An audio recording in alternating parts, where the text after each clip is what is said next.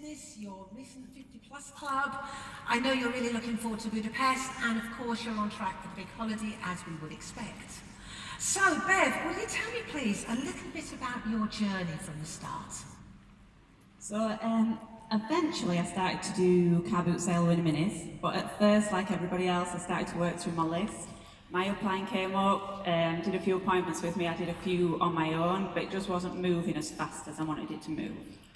Okay, so I think probably quite a lot of us can relate to that, not going fast enough. So what did you do next? Okay, so I rang my upline, he speaks a lot about winner minis, and I couldn't find anybody doing them in my area, so I asked him, can I just go out onto the street and do winner minis?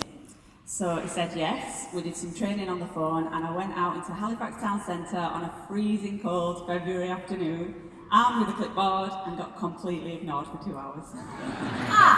Okay, so not going quite according to plan, but you're 50 Plus Club, so something must have changed.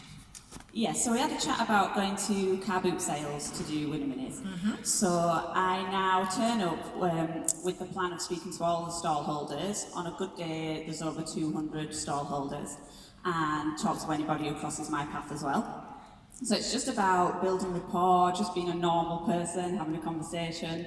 So, good morning, how are you? What time did you get here this morning? They usually say 4 o'clock, and I say, oh, that is awful. I've just got here at 9 on a Sunday morning, and that's too early. Budge up then, let me sit down, start filling in the form.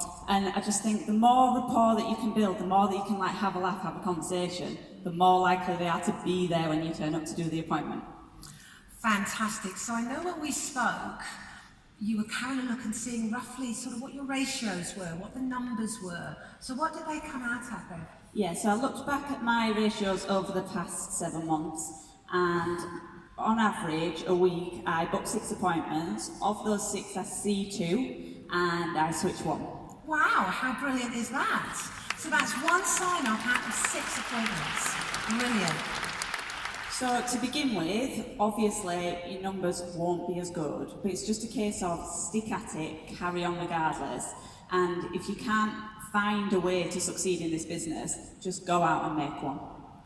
Brilliant, that's wonderful. So thank you very much for that. So I would take from that then, effectively, that if there isn't something handed to you on a plate that you can do, then go out and find something that you can do. Car boot sales, we can all get to them, and we can see that it's actually guaranteed to grow our business. So that's wonderful. Now, moving on to yourself, Paul. So, Paul Ewan, again, team leader in this business, again, 50 Plus Club, again, going together clearly to Budapest and on track for the holiday. So, Paul, I want you to tell me, what do you attribute your success to? Well, basically, the company do teach us the best way. Basically just following the support structure, the system they put in place for us. Initially I just attended as many classroom trainings as I could, making sure I attend all the major events. Seeing all you guys here last year for the first time, that was an eye-opener. I mean, that was a wake-up call, and basically just putting everything into practice. So when you say put into practice, I'd be interested in what way? What do you actually do? Well, for a start, I don't talk to people about the business. My motto was basically tell them nothing until you can show them everything. The company do teach us the best way. It teaches to pique people's interest, invite them to see the opportunity, then basically show them it. And if you stick to peak, invite, show, it becomes PIS easy, so... Okay, that's easy to remember. So, getting people's interest then, give us some examples. I'll give you 2 examples. The other day, my car got smashed into, and I had the hire company drop a car off to me. So I got speaking to a delivery driver, and I just started the conversation with how long you've been doing this for. And then through that conversation, I slipped any magic words. I've got something that will benefit you. He said, what is it? I says, this is your lucky day. Have you got 5 minutes when you finish and I'll show you? He says, aye, no problem. So I says nothing else about it. Then when he finished, took him into my house, showed him the opportunity, absolutely loved it. Now, other ones I've used to friends is, how would you like the Sky, free or half price for the rest of your life? Would that be of interest to you? And of course they say yes. They always say, what is it? Is it legit? And I say, yeah. The last person I sat down with was a Sky customer. They were basically spending £240 a month, and then through Utility Warehouse and staying with Sky with their TV, I got them down to 170. So effectively now they've got a Sky for free. Fantastic. So, we know you tempt them though to get in front of them. So, are you ever tempted yourself to kind of tell them some stuff? All the time. Yeah? To begin with, that was my mistake. I talked about it too much. But as you go on, you start to realise by talking about it, it's not going to result in appointments. So any times people say to me, so what is it? And they keep on at us, I just say, look, it's better you see it the way I did. It's better to show you rather than trying to explain it. It's impossible to explain by text. Or if you send the message now, take a selfie and tell them you can't explain. I'm in a crowd of 3,000 people, now's not time. Absolutely love it. Brilliant. So thanks for that, Paul. That's wonderful. So, again, taking on that, we talk about making sure that we show, we don't tell. But there's some fantastic one-liners and top tips there to make sure you do it. I particularly like the one about you need to see it the way I was shown it. That to me is just so powerful, so well done, thank you. And finally then to Anne and David, very recent 100 Plus Club, extremely recent mini owners, picked it up a week ago. So absolutely, I think that deserves a round of applause. Woo! So you both actively work this business. So share some of your secrets. Why did you get started in the first place? Well, we got started just over 2 years ago, and it was to cover the cost of travelling because I was studying at university in Salford at the time.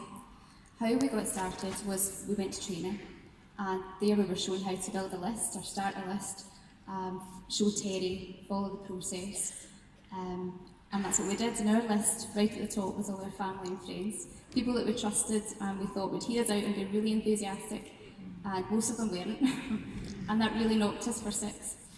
Yeah, I think a lot of us in the room have been there as well, haven't we? Where we get no's from people that we really think would support us.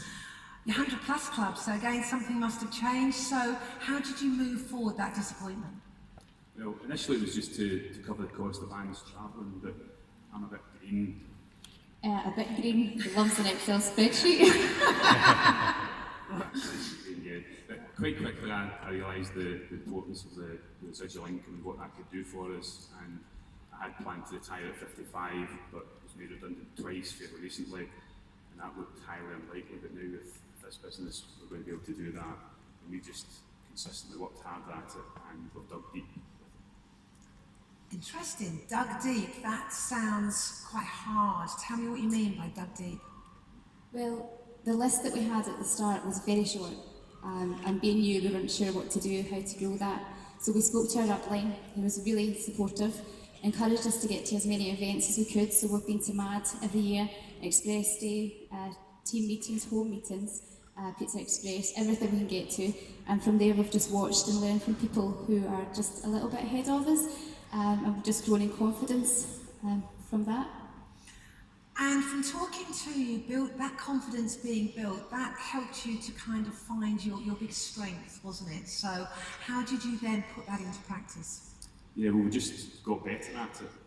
We kept in touch with our no for nows, because really that's all that people are. It's no for now, always when the time's right for them. So we worked on that, and we just progressed on through. We keep in contact with them, and the company's any new initiatives like Daffodil has been great for us, and now many of these people have come back to us. Got a text yesterday on the way down here from somebody who was a no for now a Daffodil customer, now asking if we can join the business. That's amazing. Thank you for sharing that. So again, my biggest take on that one would be really not to let people steal your dream. You might get some knockbacks, you might get some disappointments, but if you've got a powerful enough reason why, then you're going to dig deep and you're just going to drive your way through it. So, some fascinating top tips there. You're all successful in this business. I know this is just the start of all your journeys. So, going to have a fantastic thank you round of